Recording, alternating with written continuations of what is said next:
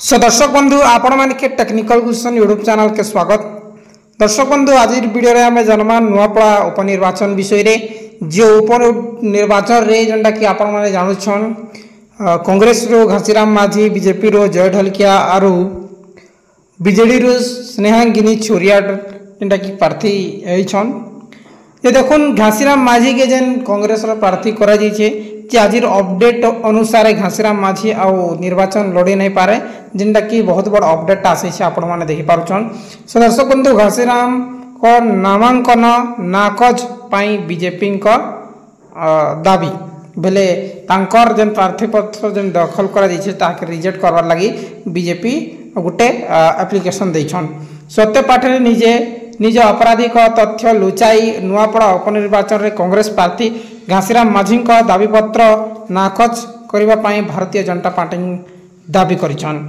जे BJP रो एही प्रतिनिधि सोमवार मुख्य निर्वाचन अधिकारी को भेटी दाबीपत्र माध्यम रे जणाइछंती जे श्री माझी नाम नुआपड़ा थाना रे जेंटा कि घासीराम माझी ना रे नुआपड़ा थाना रे 2018 और 2022 रो दुईटी मामला संपर्क रे माझी जेंटा कि 2024 निर्वाचन रे प्रार्थी पत्र सत्यपाठ बेले दर्शाई थिले किंतु यादे जेते बेले प्रार्थी पत्र दाखल कले जे सेने एई जेन दुईटा मामला जेन थिला 2018 2022 सेटा नै दर्शावार सेने बीजेपी दाबी पत्र प्रदान करिछन।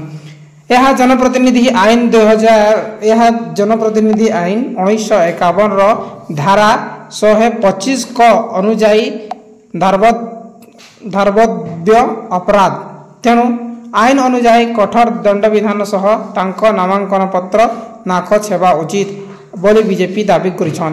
कि देखुन तांकर जेन आईन 1951 धारा 125 अनुजाई सेटा दंड विधान बोलिकरी बीजेपी उपसभापति जतिन महांती कहिछन। एही प्रतिनिधि मंडली रे राज्य उपसभापति डॉक्टर जतिन महांती, राज्य मुख्यपात्र दिलीप मल्लिक और राज्य गणमाध्यम संयोजक सुजीत दास, राज्य लीगल सेल संयोजक जय जेना एवं तृप्तिमयी मकदमा प्रमुख उपस्थित थिले।